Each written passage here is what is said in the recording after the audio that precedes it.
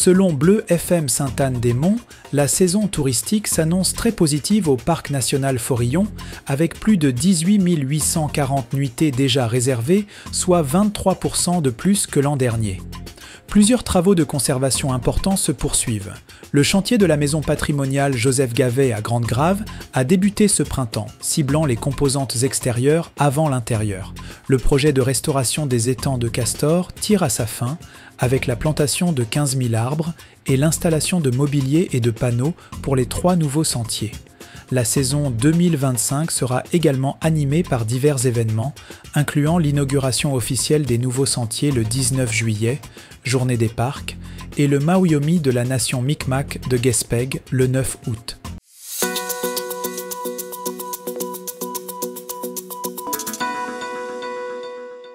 Selon Radio Gaspésie, le projet de capitale québécoise des pêches maritimes à Rivière-au-Renard a remporté le prix Inspiration 2025 volet municipalité décerné par la Fédération des villages relais du Québec lors de son congrès à New Richmond. Rivière-au-Renard a surpassé une quinzaine d'autres projets. Le jury a salué la résilience et la fierté de la communauté pour son patrimoine et son territoire. Pascale Rémillard, directrice de Destination Gaspé, opérateur actuel du site, a souligné le travail de la Corporation de développement de Rivière-au-Renard dans l'élaboration de ce projet majeur. La Fédération a enregistré un nombre record de candidatures cette année.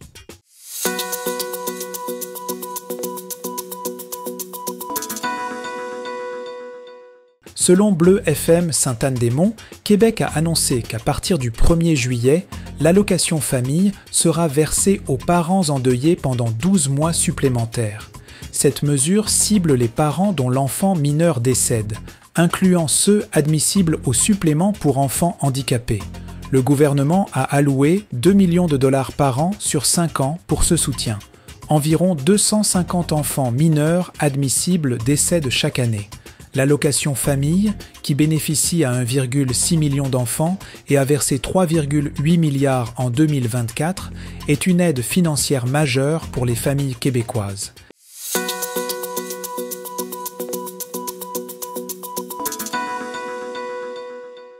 Selon Radio Gaspésie, la ville de Gaspé lance une consultation en ligne sur l'avenir de 2 terrains vacants au centre-ville, l'ancien site du ministère des Transports et celui de l'actuel centre récréatif Luc Germain. Les citoyens sont invités à participer via un sondage en ligne jusqu'au 23 juin pour exprimer leurs idées. Plus d'une centaine de personnes et organismes ont déjà été entendus lors de consultations précédentes. Ces contributions aideront le conseil municipal à définir les grandes orientations d'aménagement futur du centre-ville. Les résultats seront ensuite rendus publics.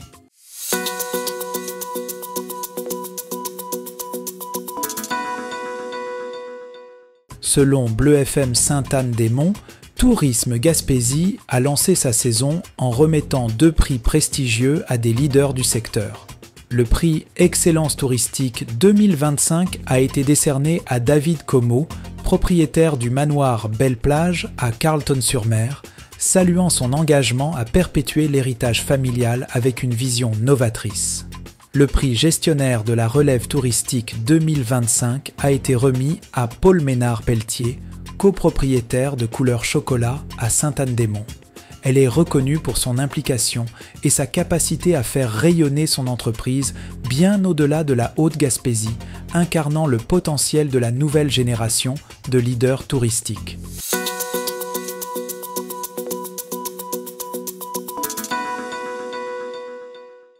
Selon Radio Gaspésie, le gouvernement du Québec investit 1,7 million de dollars dans Ganex pour soutenir l'agrandissement de ses installations à Gaspé. Ce financement s'inscrit dans un projet global de 3,6 millions de dollars qui se déroulera en plusieurs phases. Selon Martin Boulay, PDG de Ganex et du groupe Omega, cet agrandissement vise à positionner Ganex comme un acteur majeur du marché énergétique nord-américain face aux grands chantiers au Québec et aux États-Unis. Fier des racines gaspésiennes de l'entreprise, M. Boulay a aussi annoncé l'ouverture de bureaux permanents au Texas. Ganex devrait également obtenir une accréditation ISO 9001 prochainement, confirmant sa croissance et son leadership.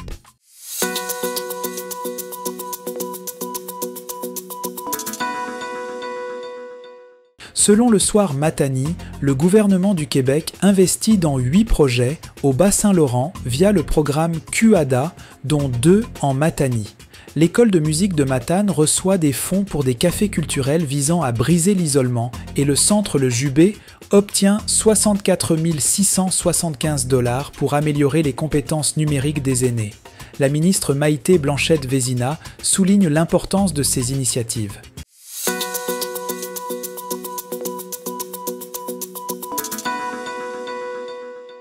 Selon Radio Gaspésie, l'organisme Solidarité Gaspésie exprime de vives inquiétudes face à la future réforme forestière du gouvernement provincial.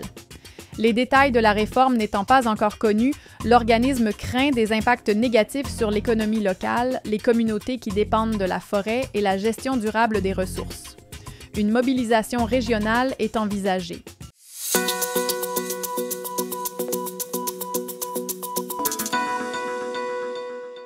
Selon Radio Gaspésie, le départ de Michael Sabia, PDG d'Hydro-Québec, suscite l'inquiétude en Gaspésie, notamment chez le directeur de Nergica, un centre de recherche en énergie renouvelable.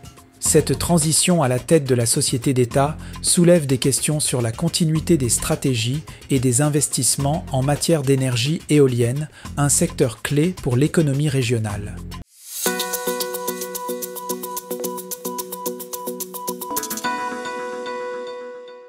Selon le Soir Matani, une vague de vols de fils de cuivre sur les réseaux de télécommunications frappe l'Est du Québec, y compris la Gaspésie.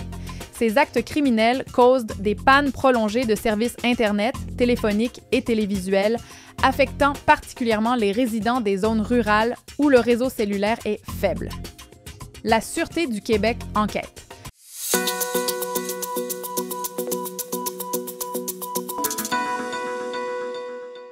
Selon Radio Gaspésie, le syndicat des infirmières dénonce la fermeture nocturne des laboratoires dans les hôpitaux de Gaspé, Maria et Sainte-Anne-des-Monts en raison d'une pénurie de technologues. Cette situation force le personnel infirmier à effectuer des analyses d'urgence, ajoutant une charge de travail supplémentaire.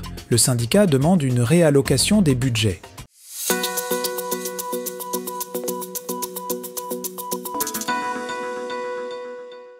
Selon Radio Gaspésie, une enquête de la santé publique conclut qu'aucun facteur environnemental au pavillon Quentin n'explique le nombre de cas de cancer, 12 entre 2020 et 2024, parmi les travailleurs. Bien que le nombre soit supérieur à la normale, les types de cancers ne correspondent pas à ceux liés aux contaminants potentiels. La cause de l'agrégation des cas reste indéterminée.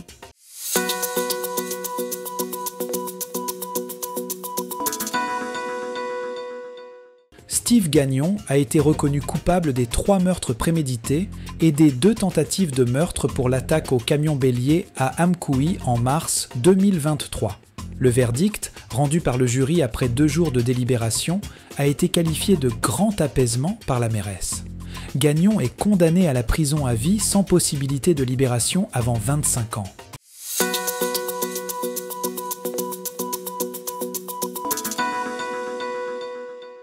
Le Centre de formation de la Côte de Gaspé a inauguré un nouvel espace communautaire, les Jardins à l'envers. Ce projet multifonctionnel inclut un potager, des arbres fruitiers, une classe extérieure et des loisirs adaptés, dont le premier terrain de boccia officiel en Gaspésie. Il vise à promouvoir l'autonomie alimentaire, l'apprentissage et le vivre ensemble.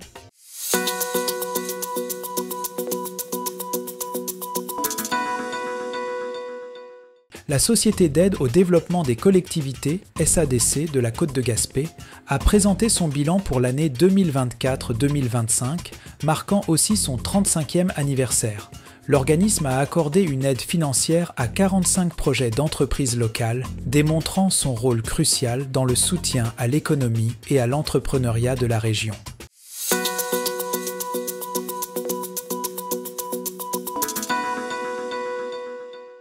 La Direction de la protection de la jeunesse, DPJ de la Gaspésie et des Îles-de-la-Madeleine a enregistré une baisse de 11 % du nombre de signalements pour 2024-2025 avec 1848 signalements reçus, à contre-courant de la tendance provinciale. La négligence reste la principale cause des 523 signalements retenus. Cette diminution est perçue comme une nouvelle encourageante.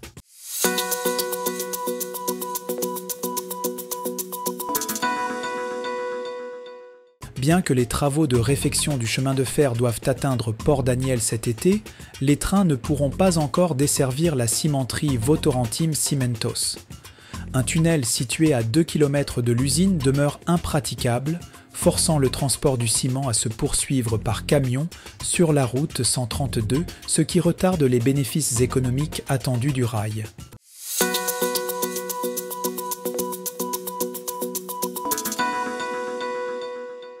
La Sûreté du Québec a interpellé 2 individus à Grande-Vallée en lien avec la circulation de fausses monnaies dans l'est du Québec.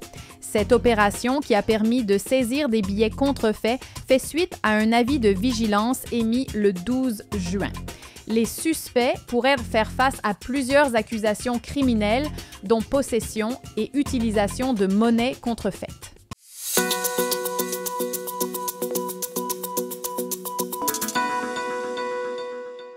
Kevin Plante, 43 ans, de Gaspé, a été reconnu coupable d'agression sexuelle et d'avoir obtenu les services sexuels d'une personne mineure moyennant rétribution. Le jugement a été rendu au palais de justice de Percé. Il a toutefois été acquitté de l'accusation de trafic de stupéfiants. Les représentations sur la peine auront lieu en septembre.